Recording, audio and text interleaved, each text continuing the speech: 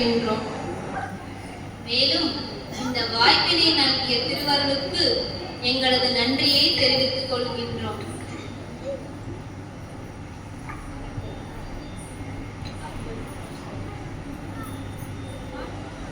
இந்த வழியை நமக்கெல்லாம் காட்டிய பெரிய புராண செல்வர் ஐயா அவர்களின் திருவடிகளை வணங்கிக் கொள்கின்றோம். மேலும் இந்த வாய்ப்பினை வழங்கிய விழா குழுவினருக்கு எங்களது நன்றியை தெரிவித்துக் கொள்கின்றோம். எங்களுக்கு கொடுக்கப்பட்டுள்ள தலைப்பு பாவை பாடலும் பொருளும். தலைப்புக்குள் செல்வதற்கு முன் திருவாசகம் மற்றும் திருவம்பாவை பற்றிய ஒரு சிறிய அறிமுகம். மாணிக்கவாசகர் சொல்ல சொல்ல இறைவனால் எழுதப்பட்ட நூல் திருவாசகம். திருவாசகத்தில் 8வது பாடலாக 8வது பதிகமாக அமைந்துள்ளது திருவெம்பாவை. மார்கழி மாதத்தில் இளம் பெண்கள் ஒருவரை ஒருவர் எழுப்பிக் கொண்டு இறைவன் புகழை பாடியும் பின் குளத்தில் நீராடியும் பின் திருக்கோயிலுக்கு சென்று வழிபாடு செய்வதாக இந்த பாடலை அமைத்துள்ளார் மாணிக்கவாசக பெருமாள். சென்ற 2 வருடங்களாக முதல் 10 பாட்டுக்கான பொருளை பார்த்தோம். இனி இந்த வருடம் 11லிருந்து 15 வரை உள்ள பாடல்களுக்கான பொருளை பார்ப்போம். அதற்கு முன் திருவெம்பாவையில் மொத்தம் 20 பாடல்கள், 1லிருந்து 8 வரை உள்ள பாடல்கள்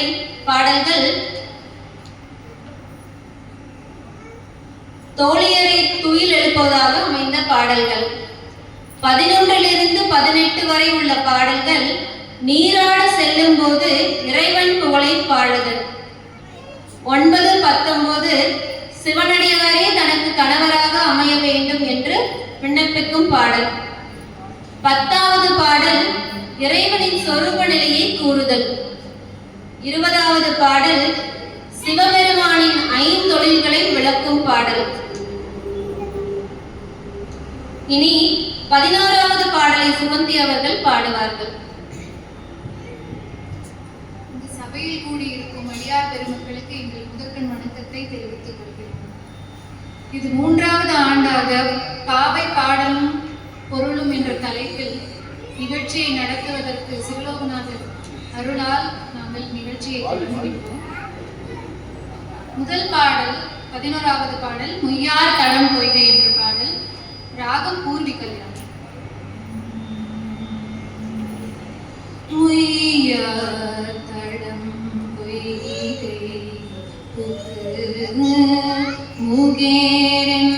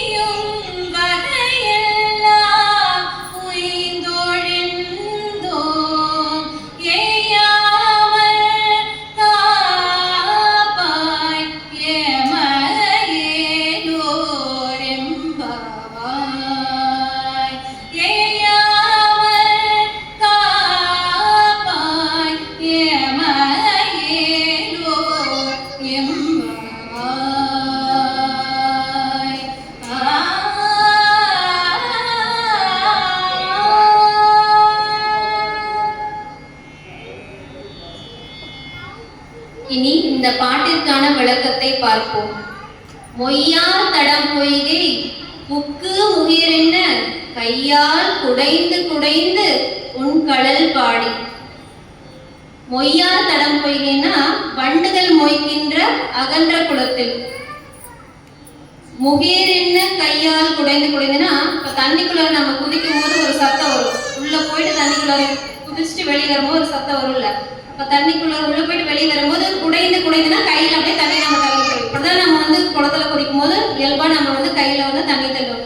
அதே மாதிரி அந்த பெண்களும் வந்து குளத்துல குதிச்சு வெளியே போய் இப்படி கையில வந்து தண்ணி தள்ளிக்கிட்டே வந்து இறைவனோட புகழை பாடுறாங்களாம். ஐயா வழியடியோம் வாழ்ந்தோம் கால், வாழையடி வாழையாக உங்களுக்கு அடியார்களாக நாங்கள் வாழ்ந்தோம். ஆறழல் போல் செய்யா வெந்நீராடி. ஆறழல் போல்னா அணுகுவதற்கு அறிய தீப்போல் சிவந்த மேனி உடையவர். நல்ல செக்க செவேன்னு இருப்பாரா நம்மளுடைய சிவபெருமான். அந்த சிவந்த மேனியில வந்து உடல் முழுசும் வந்து திருநீற்ற பூசி இருப்பாரா. நாம வந்து நெத்தியில மட்டும் திருநீர் பூசுவோம்.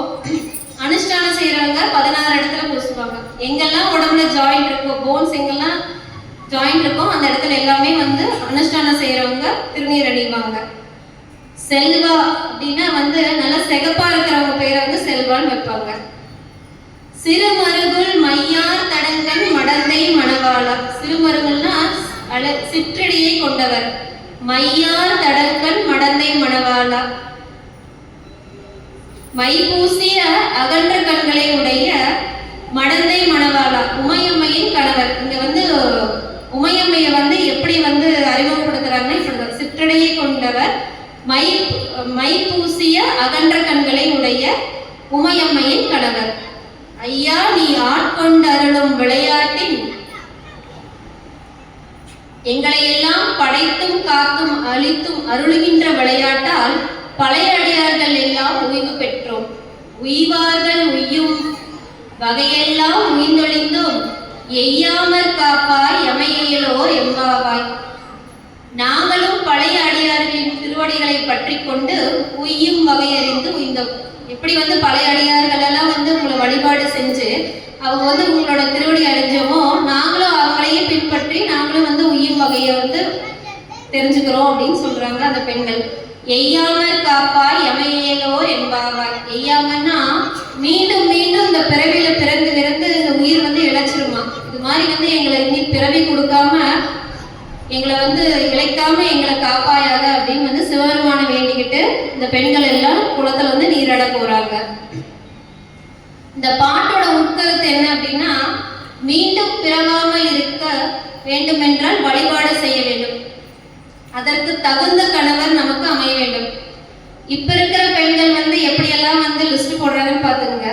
தனக்கு அமைய வேண்டிய கணவர் எப்படி இருக்கணும்னா, நல்ல ஒரு தொழிலதிபரா இருக்கணும்னு நினைக்கிறாங்க, இல்ல ஒரு நல்ல ஐடி வேலையில இருக்கும், இல்ல அந்த மாப்பிள்ளைக்கு வந்து ஒரு நல்ல பெருமைக்குரிய வேலையா இருக்கணும். நம்ம ஒரு 4 பேர்கிட்ட சொல்லும் போது ஒரு பெருமையா இருக்கணும், இந்த ஒரு மாதிரி ஒரு நல்ல வேலையில இருக்காரு அப்படின்னு வந்து நம்ம சொல்றதுக்கு ஒரு பெருமையான வேலையா இருக்குன்னு நினைக்கிறாங்க. அப்புறம் முக்கியமா வயது வித்தியாசம் இவ்வளவுதான் இருக்கணும் அப்படின்னு ஒரு லிமிட் பண்ணி வச்சுக்கிறாங்க. அப்புறம் நல்லா ஹைட்டா இருக்கணும். நாம ஷார்ட்டா இருந்தா கூட பிரச்சனை இல்லை, மாப்பிள்ளை நல்லா ஹைட்டா இருக்கணும், ஆனா வெயிட்டா இருக்க கூடாது. எத்தனை கண்டிஷன் போடுறாங்க இப்ப. இதெல்லாம் வந்து திருமணத்துக்கு முன்னாடி. திருமணத்துக்கு பின்னாடி வந்து பெண்கள் இன்னும் நிறைய கண்டிஷன் போடுவாங்க.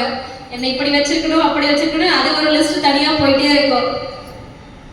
அப்படி இந்த காலத்துல இருக்க பெண்கள் வேண்டாங்க. ஆனா அப்ப வந்து பெண்கள் எப்படி வேண்டாங்கன்னா, சிவனடியாரே தனக்கு கணவராக அமைய வேண்டும் என்று சிவபெருமானிடத்தில் வேண்டுகின்றார்கள். ஏனென்றால் அவர்கள் அன்பாக இருப்பார்கள், நல்ல பக்குவம் அடைஞ்சவங்களா இருப்பாங்க, நம் வினைகளை கூட்ட மாட்டார்கள். அதாவது வந்து நம்ம வந்து கல்யாணம் பண்ணிக்கிறோம் அப்படின்னா அந்த குடும்பம் நல்லா இருக்கணும், நல்ல குடும்பமா இருக்கணும்னு வேண்டிக்கிறோம். ஆனா அந்த நல்ல குடும்பம்னா என்ன, போற பொண்ணோட அறிவை வந்து மேம்படுத்துறதா இருக்கணும். நல்ல வந்து இன்னும் பொறுமை, இன்னும் வந்து அந்த பொண்ணுக்கு என்னெல்லாம் தேவையோ, அந்த வாழ்க்கையில எப்படியெல்லாம் நிறையோடு இருக்கணும் அப்படிங்கிற பண்பை வந்து அந்த குடும்பம் சொல்லி கொடுக்குற மாதிரி குடும்பமா வந்து நம்ம பார்க்கணும். அது மட்டும் இல்லாம இது போன்ற விழாக்களுக்கு உறுதுணையாக துணை நிற்பார்கள் நமக்கு அமைய போகும் கணவர், நம்மை அனுசரித்து இன்ப துன்பங்களில் பங்கேற்பர். முக்கியமா சிவனடியாரை கணவராக அமைந்தால் டிவோர்ஸ் பண்ண தேவையில்லை. ஏன்னா நம்மளை அனுசரிச்சு நம்ம கஷ்டப்படுறது என்ன, எல்லாம் எவ்வளவு சந்தோஷம் என்ன கஷ்டம் எல்லாமே அவங்க புரிஞ்சுக்குவாங்க. இப்ப நம்மளை புரிஞ்சுக்கிட்டவங்க தான் இருக்காங்க, எதுக்கு டிவோர்ஸ் பண்ண தேவைணும்? இப்ப இருக்கிற சூழ்நிலை எப்படி இருக்குன்னு உங்களுக்கே தெரியும். அதனால சிவனடியாரே கணவரா வேணும் அப்படின்னு நம்மளோட சிவலோகநாத பெருமான் கிட்ட வேண்டிக்கிட்டீங்கன்னா உங்களுக்கு அதே மாதிரி நல்ல கணவரா அமைவாங்க. இனி 12வது பாடலை பார்ப்போம். 12வது பாடல் ஆர்த்த பிறவி துயர்கெட நாம் ஆர்த்தாடும் என்ற பாடல். ராகம் சங்கராபரணத்தில் அமைந்தது. ஆர்த்த பிறவி துயர்கெட நாம் ஆர்த்தாடும் தீர்த்தன்னற்றில் சிற்றம்பலத்தே தீயாடும் கூத்தன் இவ்வாறும் உவலயமும் எல்லோரும் காத்தும் படைத்தும் கரந்தும் விளையாடி வார்த்தையும் பேசி வளை சிலம்பவார் களைகள் ஆர்ப்பரம் செய்ய அணி குழல் மேல் வண்டார்ப்ப பூத்திகளும் பொய்கை குடைந்துடையார் பொற்பாதம் ஏத்தி இருஞ்சுனை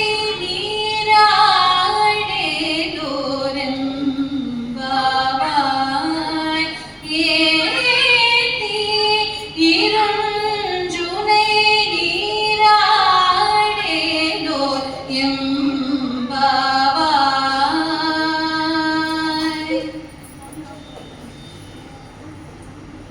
ஆர்த்த பிறவி துயர்கெட நாம் ஆர்த்தாடும் தீர்த்தன்.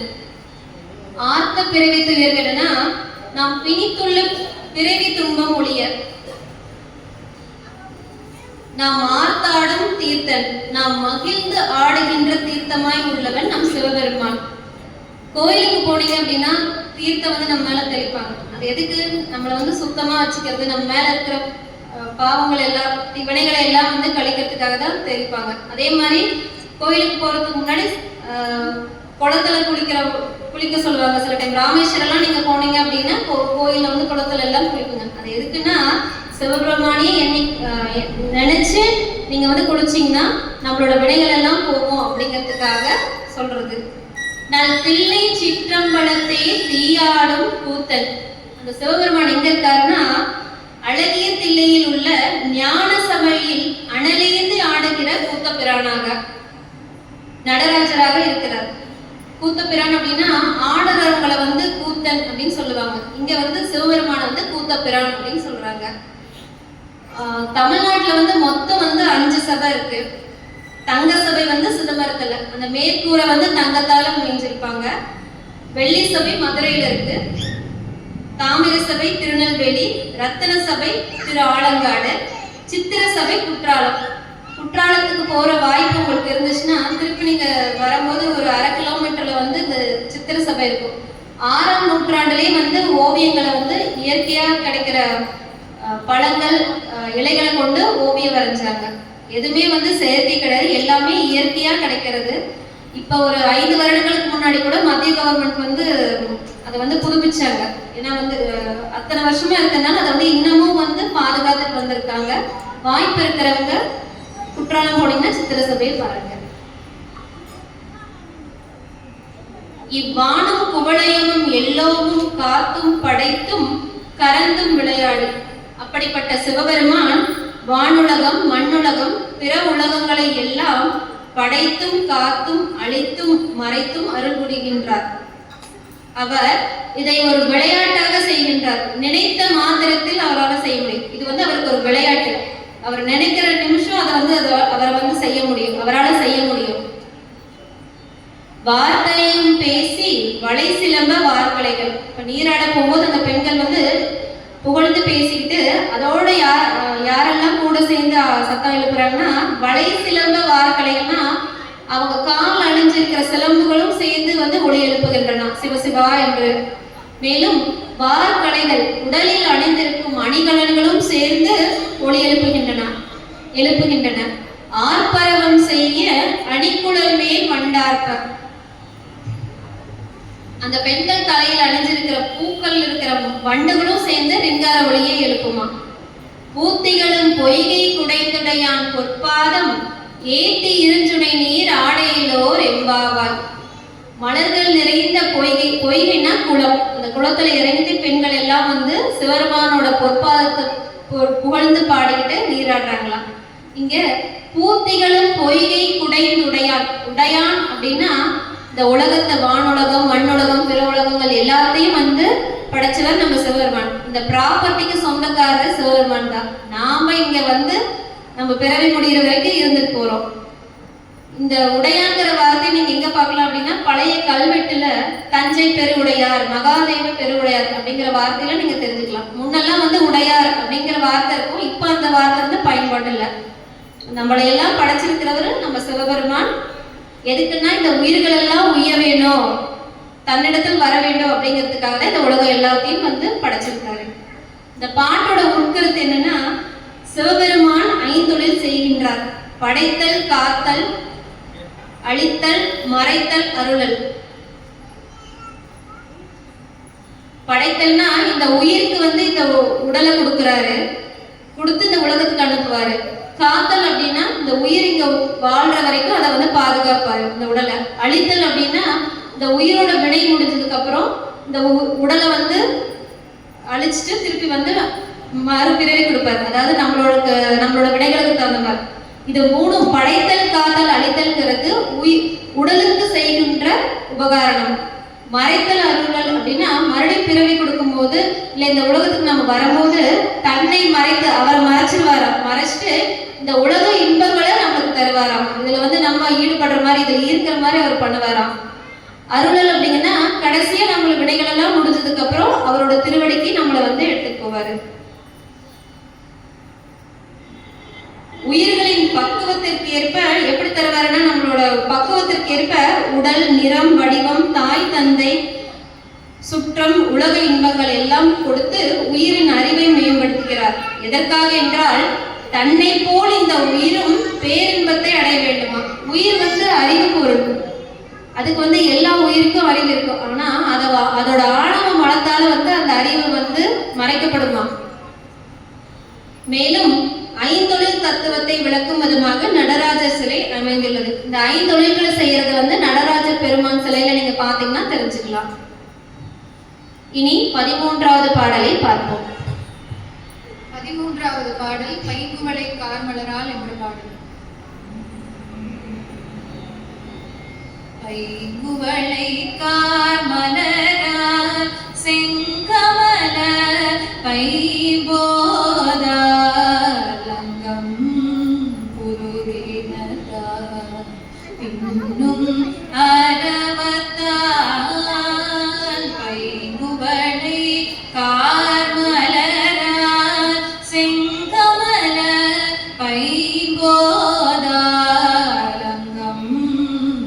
புருகினதால் பின்னும் அரவத்தால் தங்கள் மனம் கழுவ வாழ்வந்து சாதலினால் எங்கள் பிராட்டியும் எங்கோனும்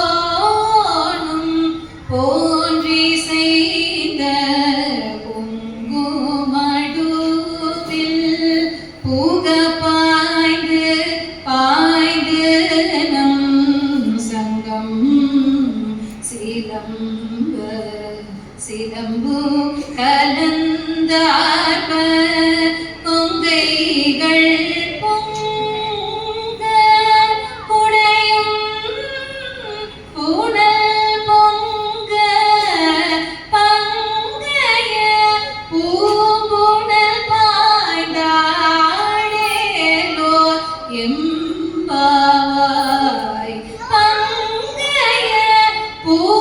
பூணல் பாய்ந்தாடேலோர் எம்பாவாய்.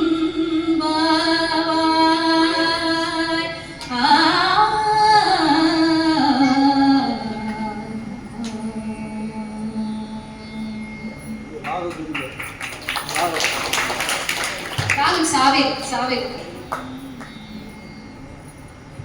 பைங்குவளை கார் மலரால் செங்கமல பைம்போதால் அங்கம் குருகு இனத்தால் பின்னும் அரவத்தால். இந்த பாடல்ல வந்து சில பெண்கள் நீராட குளத்துல இறங்கிட்டாங்க, சில பெண்கள் வந்து கரையில நின்றுட்டு இருக்காங்க. இந்த கரையில நிக்கிற பெண்களுக்கு வந்து இந்த பொய்கை, இந்த குளம் எப்படி தோற்றமளிக்கிறது அப்படிங்கிறது விவரிக்கிற பாடல்ல இந்த பாடல். பைங்குவளை கார் மலரால் செங்கமல பைம்போதால். செழுமையான குளத்தில் 2 மலர்களை சுட்டி காட்டுகின்றாள் ஒரு பெண். ஒன்று கார்மலர், கரிய மலர். அந்த கரிய மலர் வந்து இரவு தான் வந்து பூக்கும். அந்த கரிய மலரை பார்த்தா பார்வதி தேவி மாதிரியே தோன்றுதா அந்த பெண்ணுக்கு. இன்னொரு மலர் தாமரை மலர், செக்க சிவந்த மேனுடைய சிவபெருமான் போல் தோன்றுதா அந்த பெண்ணுக்கு. இன்னொரு பெண்ணை சொல்றா, அங்கும் குறுகினத்தால் பின்னும் அரவத்தால். பறவைகள் வந்து அதிகாலையில் வந்து பறவைகள் வந்து குளத்துல வந்து உட்காரும் போது முதல்ல ஒரு பறவை தான் வந்து உட்காரும். அதை பார்த்து பின்னாடி வந்து மற்ற பறவைகள் எல்லாம் தொடர்ந்து வந்து ஒரு வரிசையா உட்காரும். அதை பார்க்கும்போது சிவபெருமான் கழுத்துல அணிஞ்சிருந்த வெள்ளை மாலை போல தோன்றுதான். இன்னொரு பெண் சொல்றா, அங்க பாரு நீர் பாம்புகள் எல்லாம் வளைஞ்சு செல்வது போல இருக்குது, அதை பார்த்தா நம்ம சிவபெருமான் கழுத்துல அணிஞ்சிருந்த பாம்பை போல உள்ளது அப்படின்னு அந்த பெண் சொல்றாளாம். தங்கள் மலம் கழுவுவார் வந்து சாதினாள். இன்னொரு பொண்ணு சொல்றா, அங்க பாரு முனிவர்களும் சாதுக்களும் வந்து நீராடுகின்றனர். எதற்கு என்றால் ஆணவ மலமாகிய உயிர் அழுக்கை போக்குவதற்காக. நாமும் நம்முடைய அறியாமையாகிய உயிர் அழுக்கை போக்கிக்கல்ல நீராடுவோம் அப்படின்னு வந்து இந்த பெண் சொல்றா. எங்கள் பிராட்டியும் எங்கோனும் போன்று சென்றை. இன்னொரு பொண்ணு சொல்றா, இந்த பொய்கை எங்களுக்கு சிவபெருமானும் பார்வதியும் ஒன்றாக இருக்கும் அர்த்தநாரீஸ்வரை போல இந்த பொய்கை எங்களுக்கு காட்சியளிக்கிறது. பொங்கு மடுவில் புகப்பாய்ந்து பாய்ந்து நம் சங்கம் சிலம்பு கலந்தார்கள். இப்ப வந்து அந்த பெண்கள் எல்லாம் நீராட குளத்துல இறங்கிட்டாங்க. அப்ப நீராடும் போது அவங்க அணிஞ்சிருந்த சங்கம் அப்படின்னா வளையல். இப்ப நம்ம வளையல்னு சொல்றோம், ஆனா அந்த காலத்துல சங்கம்னாவே வளையல் தான். சங்கம் வந்து அறுத்து அதை வந்து வளையலா வந்து அப்ப பயன்படுத்தினாங்க. இப்ப கிடைக்கிற மாதிரி பிளாஸ்டிக் வளையலோ கண்ணாடி வளையலோ இல்ல மெட்டல் வளையலோ அப்ப கிடையாது. சங்கம் வந்து நடுவுல கட் பண்ணி அதான் வந்து அவங்க வளையலா பயன்படுத்தினாங்க. எங்கெல்லாம் சங்கு கிடைக்குதோ அங்கெல்லாம் இந்த தொழிலும் வந்து கூட செய்வாங்க. இதை வந்து நீங்க ஒரு திரைப்படத்துல கேட்டிருக்கலாம். திருவிளையாடல் படம், நெற்றிக்கண் திறப்பின் குற்றம் குற்றமே அந்த சீன் வருது இல்ல, அதுக்கு முன்னாடி வந்து நக்கீரர் சொல்லுவாரு, சங்கருப்பது எங்கள் குலம் சங்கரனாருக்கு ஏது குலம். இது பாத்தீங்கன்னா உங்களுக்கு தெரியும். அவர் வந்து நக்கீரர் வந்து சிவபெருமான் கிட்ட சொல்லுவாரு, சங்கருப்பது எங்கள் குலம் சங்கரனாருக்கு ஏது குலம். 9வது பாடல பாத்தீங்கன்னா, ஏதவனூர் ஏதவன் பேர் ஆருற்றார் ஆரையலார். அவருக்கு எந்த ஊரு, அவருக்கு யார் தாய் தந்தை அப்படிங்கிற எதுவுமே அவருக்கு கிடையாது. அவருக்கு பிறவியே இல்லை. அதனால வந்து சங்கருப்பது எங்கள் குலம் சங்கரனாருக்கு ஏது குலம் அப்படின்னு வந்து நக்கீரர் அந்த படத்துல சொல்லியிருப்பாரு. கொங்கைகள் பொங்க குடையும் புனல் பொங்க பங்கைய பூப்புணல் பாய்ந்த ஆடையிலோர் எம்பாவாய். தாமரை நிறைந்த நீரில் சென்று நீராடுவோம் என்று பெண்கள் கூறிக்கொண்டு இந்த நீராடுவதாக இந்த பாடலை அமைத்துள்ளார் மாணிக்கவாசக பெருமான். இந்த பாட்டோட உட்கருத்து என்னன்னா, ஞானிகளுக்கு சர்வம் சிவமயம் என்று சொல்வார்கள். உலகமே சிவசக்தி வடிவமாக தோன்றுமாம். அதுபோல இந்த பெண்களுக்கு குலமே அம்மையப்பராக காட்சியளிக்கிறார். இனி 14வது பாடலை பார்ப்போம். 14வது பாடல் காதார் குழையாட என்ற பாடல். ராகம் விலகரி. காதார் குழையாட பைபூங்கலநாட காதார் குழையாட பைபூங்கலநாட கோதை குழ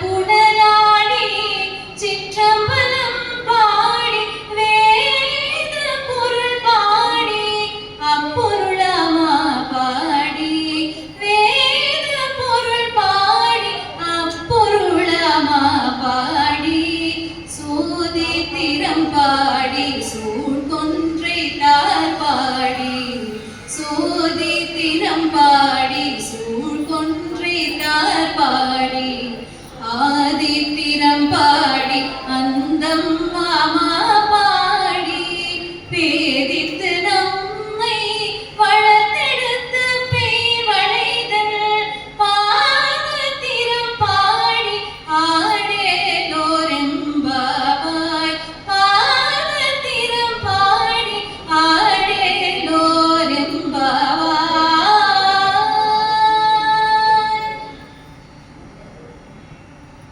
இந்த பாடலில் பெண்கள் நீராட குளத்தில் இறங்கிவிட்டனர். அப்ப பெண்கள் நீராடும் போது அவங்க கூட யாரெல்லாம் சேர்ந்து ஆடினாங்கிறது தான் முதல் 2 வரி. காதார் குளையாட பைம்பூன் களனாட கோதை குழலாட வண்டின் குழாமாட. காதார் குளையாடனா, குளைனா காதல் அணிச்சிருக்கிற காதலி, இந்த காதலியும் சேர்ந்து அவங்க கூட ஆடுதாமா. பைம்பூன் களனாட அவங்க அணிஞ்சிருந்த அணிகலன்கள் எல்லாமே அவங்க கூட சேர்ந்து ஆடுது. கோதை குழலாட அவங்க கூந்தல்ல வச்சிருந்த அணிஞ்சிருந்த மலர்களும் சேர்ந்து ஆடுதான். இந்த மலர்கள் ஆடும்போது வண்டங்கள் தூங்கிட்டு இருக்குமா. அந்த அவங்க ஆடும்போது தண்ணியில போய் ஆடும்போது அந்த வண்டுகளும் சேர்ந்து ஆடுமாமா. சீத புனலாடி, சீத புனல்னா குளிர்ந்த நீர். இந்த குளிர்ந்த நீராடல ஆடும்போது சிற்றம்பலம் பாடி, அப்படி தண்ணியில வந்து நீராடும் போது அவங்க வந்து தில்லை பெருமானுடைய பெருமைகளை பாடிக்கொண்டு ஆடுறாங்களாம். இப்ப சிவபெருமான் பெருமைகள் எல்லாம் என்னன்னு அந்த பெண்கள் பாடிட்டு பேசிக்கிறாங்க. வேத பொருள் பாடி அப்பொருளா மாப்பாடி சோதி திறம் பாடி சூழ்கொன்றை தார் பாடி ஆதி திறம் பாடி அந்தமா மாப்பாடி. வேத பொருள் பாடினா வேதமாய் இருக்கும் சிவபெருமானை பாடி அவ்வேதத்தின் பொருளாக இருப்பவரும் அவரேதான். சோதி திறம் பாடி சோதி வடிவாய் இருக்கும் பெருமையை பாடி அவர் அணிந்திருந்த கொன்றை மாலை, கொன்றை மாலை தான் அவர் அணிஞ்சிருப்பாரு, அதோட பெருமையை பாடி ஆதி திறம் பாடி அந்தமா மாடி அந்தமா மாப்பாடி எல்லாவற்றிற்கும் முதன்மையாய் இருக்கும் வல்லமையை பாடி அவரே எல்லாவற்றிற்கும் இறுதியாகவும் இருப்பார். எல்லாமே அவர்தான் முதலாகவும் இருப்பார், முடிவாகவும் இருப்பார். இது முதல் பாடல் நீங்க பார்க்கலாம். ஆதியும் அந்தமும் இல்லா அரும் பெரும் சோதியை யாம் பாட கேட்டேயும் வாழ்த்தனது. பேதித்து நம்மை வளர்த்தெடுத்த பேய்வளைதன் பாதத்திறம் பாடி ஆடையிலோர் எம்பாவாய். பேதித்து என்றால் மேம்படுத்துதல், நம் அறிவை மேம்படுத்துதல்.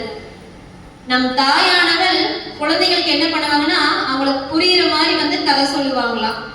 குழந்தையா இருக்கும்போது கொஞ்சம் பெரியவங்களா வளரும் போது அவங்களுக்கு நல்ல அறிவுரைகளை வழங்கி மேம்படுத்துவாள். அது போல இந்த உயிர்களுக்கு தாயாக விளங்குகின்ற உமையம்மை இது போன்ற வழிபாடுகளில் கலந்து கொண்டு பக்குவம் பெற வைத்து நம்மை உய்ய செய்வார். வளர்த்தெடுத்த பிள்ளைகள்னா நம்மளை வந்து மேம்படுத்துவாங்க. யாருன்னா உமையம்மை. பாதத்திறம் பாடி ஆடையலோர் என்பவைனா உமையம்மையின் பொற்பாத பெருமனை புகழ்ந்து பாடிக்கொண்டு இந்த பொய்கையில் நீராடுவோம் என்று அந்த பெண்கள் கூறிக்கொண்டு நீராடுகிறாங்க. இந்த பாட்டோட உட்கருத்து என்னன்னா, ஒரு குழந்தை வளரும் போது தாயின் பங்கு மிக முக்கியம். அந்த குழந்தை பேசுறது, அதோட அறிவு, அணுகுமுறை, மத்தவங்கிட்ட எப்படி பேசுறது எல்லாமே வந்து தாய் சொல்லி கொடுத்து அதை மேம்படுத்துவாங்க. சின்ன வயசுல இருந்தே கொஞ்சம் கொஞ்சமா சொல்லி கொடுப்பாங்க, எப்படி பேசணும், எப்படி நடந்துக்கணும் அப்படின்னு. அப்புறம் அவங்களுக்கு தேவையான கல்வி சொல்லி கொடுக்கறது எல்லாமே வந்து தாய் செய்வாங்களாம். அது போல உயிர்களுக்கு எல்லாம் தாயாக விளங்குகின்ற உமையம்மை உயிர்களை பக்குவப்படுத்துவாள். மேம்பட்ட ஆணவத்தை மறைத்து அறிவை விளங்க செய்வார். இப்படி இது மாதிரி நான் பேசிட்டு இருந்த வீட்டுல, இங்க பேசுறதுக்கு முன்னாடி பேசிட்டு இருந்தேன். அப்ப வாரணி கேட்டா, அப்ப தந்தை என்னங்கம்மா பண்ணுவாரு, தாய் எல்லாம் செஞ்சாங்கன்னா தந்தை என்ன பண்ணுவாங்க அப்படின்னு கேட்டா. மானிட பிறப்புகளுக்கு மட்டும்தான் தாய் தந்தையா இருப்பாங்க. நம்மளுக்கு தான் அம்மா அப்பா எல்லாம் வேணும். இங்க பிறக்கிற எல்லா உயிரினங்களுக்கும் தாய் தந்தை தேவை. சிவபெருமான் ஒருத்தரே. நாம சொல்றோம் இறைவன் ஒருத்தர், ஒரே ஒருத்தர் தான் இறைவன் சொல்றோம். பல பேர் இறைவனா இருந்தா என்ன ஆகும், ஆளுங்கட்சி எதிர்கட்சி மாதிரி ஒரே சண்டையாவே தான் இருக்கும். ஆனா இறைவன் வந்து ஒரே ஒருத்தர் தான். அவர் வந்து அறிவு பொருளா இருக்கும்போது சிவமா இருப்பாரு. அந்த அறிவு பொருள் ஆற்றலா வெளிப்படும் போது சக்தியா இருப்பாங்க. இப்ப சிவம் சக்தி அப்படி இருக்காங்கன்னா அறிவு பொருளா இருப்பாரு. அதே வந்து ஒரு ஆற்றலா ஒரு சக்தியா வெளிப்படும் போது அவர் சக்தியா இருப்பாங்க. இப்போ ஒரு கார் நீங்க வச்சிருக்கீங்க அப்படின்னா கார் இருக்கிற வரைக்கும் அது ஒரு அறிவு பொருள். அந்த காரை பயன்படுத்தி நீங்க வெளியூருக்கு போறோம் அப்படின்னா அது ஒரு சக்தியை வெளிப்படுது. அதுதான் வந்து சக்தி. ஆனா வந்து இறைவன் வந்து ஒருவரே. நாம வந்து பொதுவா இறைவன் ஒருவரே அப்படின்னா நம்மளுக்கு புரியாது. அதனால வந்து நம்ம சாமி வந்து இப்படி நம்மளுக்கு புரியுற மாதிரி இப்படி இருக்காரு. இனி 15வது பாடலை பார்ப்போம். 15வது பாடல் ஓரொரு கால் எம்பெருமான் என்ற பாடல். ராகம் இசை.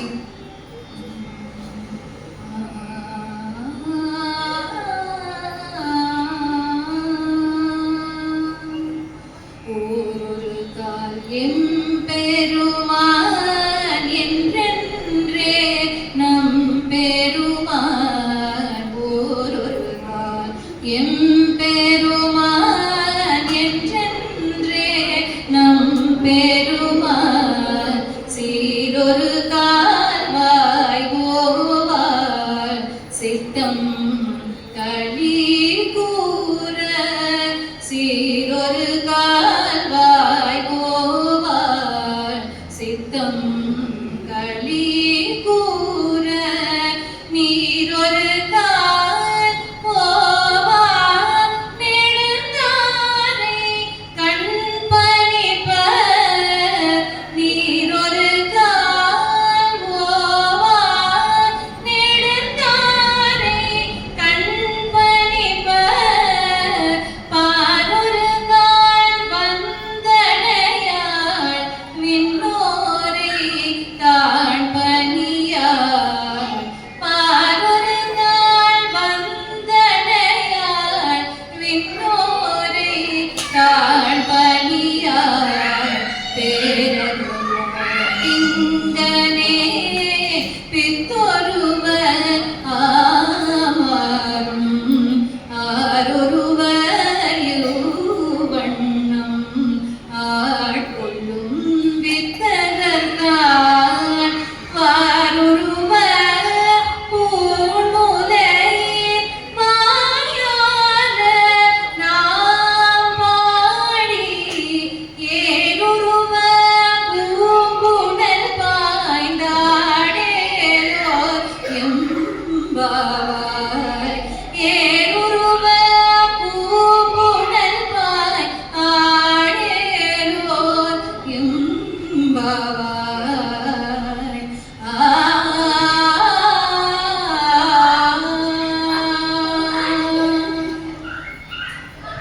இந்த பாட்டுல பெண்கள் நீராட குளத்துல இறங்கிட்டாங்க. அப்ப நீராடிட்டு இருக்கும்போது பேசிக்கிறாங்க. இங்க பாரு, நம்ம கூட்டத்துல ஒரு பெண் இருக்கிறா. அவள் எப்படிப்பட்டவள் என்றால் ஓரொரு கால் எம்பெருமான் என்றென்றே நம்பெருமான். திடீர்னு அந்த பொண்ணு எந்திரிச்சு போலாம். எந்திரிச்சு என்ன சொல்லுவா, நம்ம சிவபெருமான் எப்படி தெரியுமா, அவரோட புகழ் எப்படி தெரியுமா, அவர் அழகு எப்படி இருப்பாரு அப்படின்னு வந்து ஓயாம பேசுவாளாம். ஓரொரு கால் எம்பெருமான் என்றென்றே நம்பெருமான் சீரொரு கால் வாய் ஓவாள். வாய் ஓயாம பேசுவாளாம் சிவபெருமானோட புகழ. சித்தம் கலிகூற. அவ பேச பேச அவளுக்கு அவ்வளவு சந்தோஷமா இருக்குமா. நீரொரு கால் ஓவா நெடுந்தாரை கண்பணிப்ப. அந்த சந்தோஷத்துல பேசும்போது அவளுக்கு தார தாரையா கண்ணீர் வருமா. பாரொரு கால் வந்தனையால். பாரொரு கால் வந்தனையால அப்படி ஒரு சந்தோஷத்துல பேசும்போது அழுக வந்துடும். அப்ப வந்து அவளுக்கு தலகால் புரியாதாமா. அந்த அளவுக்கு அவள் சந்தோஷத்துல இருப்பாளாம். விண்ணோரை தான் பணியாள். அப்ப யாராவது தேவர்கள் இது வந்தாங்க, அந்த பொண்ணை பார்க்க இல்ல இந்த வழியா வந்தாங்க அப்படின்னா இப்பெல்லாம் என்னால உங்களை பார்க்க முடியாது அப்படின்னே சொல்லிடுறாங்க. யாரும் அந்த பொண்ணு கிட்ட போய் பேசவே முடியாது. அவ்வளவு ஒரு மகிழ்ச்சியில் அந்த பொண்ணு இருப்பாளாம். பேரறியர் இங்கனே பித்தொருவர் ஆமாறும்.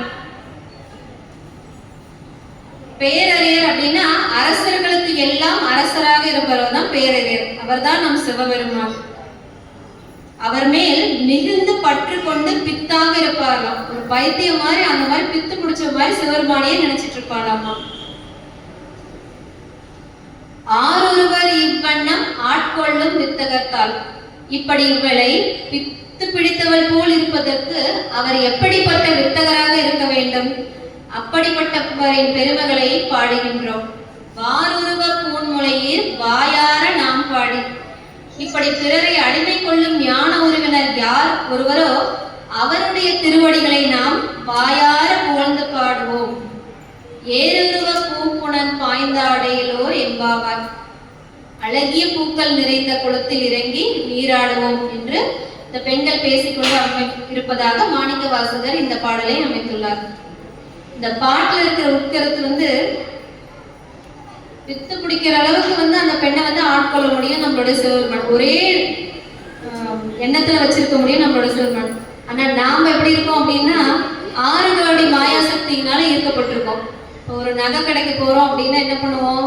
போய் நகையெல்லாம் பார்த்து நல்லா செலக்ட் பண்ணுவோம். லேட்டஸ்ட் ட்ரெண்ட் எது இருக்கோ அதுக்கு தகுந்த மாதிரி செலக்ட் பண்ணி வாங்கிட்டு வந்துடும். வாங்கிட்டு ஒரு கல்யாணமோ இல்லை ஏதோ ஒரு ஃபங்க்ஷனுக்கு நீங்க அதை போடும்போது போட்டு நல்லா சந்தோஷமா போவீங்க. அப்பா நமக்கு தான் லேட்டஸ்டா இருக்குது, சூப்பரா அழகா இருக்குன்னு நினைப்போம். அங்க போனோடனே நம்ம மனசு கலைஞ்சு போயிடும். இன்னும் 2 பேர் போட்டிருப்பாங்க, பார்த்தோன்னே போச்சா இது என்னடா சுமாரா போச்சுன்னு நம்ம நினைப்போம். அது மாதிரி 6 கோடி மாயாசக்திகள் இருக்குமா. இதை விட்டா அது, அதை விட்டா அது அப்படி மாறிட்டே இருக்குமா. இது போதாத வரைக்கும் இப்ப அட்வான்ஸா வந்துட்டே இருக்கிறதுனால நம்ம எதை பிடிக்கிறது எதை விடுறது அப்படிங்கிறது தெரியாத அளவுக்கு எல்லாத்துலயும் அபிரிபதமான வளர்ச்சிகள் இருக்கும். அதனால நம்மள ஆட்கொள்றதுக்கு 6 கோடி மாயாசக்திகள் இருக்குமா. மாயாசக்திகளை நம்மளை ஈர்த்தா நம்மளுக்கு எந்த அறிவும் மேம்படாது. அறியாமதான் மென்மேலும் அதிகமாயிட்டே இருக்குமா. ஆனா இது போன்ற வழிபாடுகள்ல நீங்க ஈடுபட்டீங்க அப்படின்னா நல்ல அறிவு நம்மளுக்கு கிடைக்கும். இப்போ 10 நாட்கள் இருக்கும்போது நீங்க இது மாதிரி ஒவ்வொரு நாளும் ஒவ்வொரு விஷயத்த கேட்டுட்டு போகலாம். ஒவ்வொருத்தரும் ஒவ்வொரு கருத்தை சொல்றாங்க. எல்லா கருத்தையும் நம்மளால ஞாபகம் வச்சுக்க முடியும்னா அந்த அன்னைக்கு எது நம்மளுக்கு முக்கியமா தோணுதோ, நம்ம அறிவுக்கு எது தேவைன்னு நம்ம நினைக்கிறோமோ அந்த கருத்து நம்ம மனசுல நல்லா பதியும். இன்னைக்கு என்னன்னா சிவனடியாரே கணவரா அமையணும். நீங்க எப்படி நினைக்கிறீங்களோ, நீங்க எப்படி மாப்பிள்ளை தேடுறீங்களோ அதே மாதிரிதான் மாப்பிள்ளை அமைவார். நல்லா அழகா இருக்கணும் அப்படின்னா 10 வருஷம் கழிச்சு பாத்தீங்கன்னா அந்த மாப்பிள்ளை எப்படி அழகா இருப்பாருன்னு உங்களுக்கே தெரியும். சினிமா ஆக்ட்ரஸ் மாதிரி வேணும்னு நினைச்சீங்கன்னா 10 வருஷத்துக்கு கழிச்சு அவங்க நல்லா மேம்படுத்திக்கிட்டே இருப்பாங்க. அவங்களோட துறைக்காக அவங்க பண்ணுவாங்க. நாம அதை பார்த்து பார்த்து நம்ம இப்படி இருக்கணும் அப்படி இருக்கணும் நம்ம கற்பனை தான் அதிகமாகுது தவிர இயல்பான வாழ்க்கைக்கு நம்மளுக்கு எப்படி இருக்கணும்னு தெரியல. நம்ம வினைகளை அவங்க கூட்டக்கூடாது. நல்ல அறிவை நம்மளை வளர வைக்கணும். ஏன்னா சிவனடியாரே கணவராக அமைஞ்சாரு அப்படின்னா இந்த பிறவியோட போயிடும். இந்த பிறவியிலே படாத பாடுபடுறோம். உடம்பு சரியாம போயிடும். ஏதாவது நாம ஒரு சந்தோஷம் ஏதாவது அனுபவிக்கலாம்னு நினைக்கும் போது ஏதாவது ஒரு வரும். இது மாதிரி பல துன்பங்கள் நம்ம அனுபவிப்போம். இந்த பிறவியோட நீங்கிட்டோம் அப்படின்னா நாம பேரின்பம் அடையிறதுக்கு சிவபெருமானே வழிவகுப்பாரு. இது சிற்றின்பம். நாம இருக்கிற வரைக்கும் அந்த பொருள் இருக்கிற வரைக்கும் தான் நம்மளுக்கு சந்தோஷம். அந்த பொருள் போயிடுச்சு அப்படின்னா அவ்வளவுதான். அதுக்கப்புறம் என்ன இருக்கோ அதை தான் நம்ம அனுபவிப்போம். அது போல நல்ல கணவர் அமைய வேண்டும் என்று வேண்டிக்கங்க. இந்த வருஷத்தோட திருவம்பாவை இந்த 5 பாடல்ல இருந்து இதுதான் நீங்க தெரிஞ்சுக்கிறது முக்கியமான பதிவு. எனவே இந்த வருடம் 11லிருந்து 15 வரையிலான பாடல்களை பார்த்தோம். எங்களை கருவியாக கொண்டு திருவம்பாவை பாடலை சிந்திப்பதற்கான வாய்ப்பினை வழங்கிய சிவலோகநாத பெருமானுக்கு எங்களது நன்றியை தெரிவித்துக் கொள்கின்றோம். இத்துடன் இந்த உரையை நிறைவு செய்கின்றோம். நன்றி.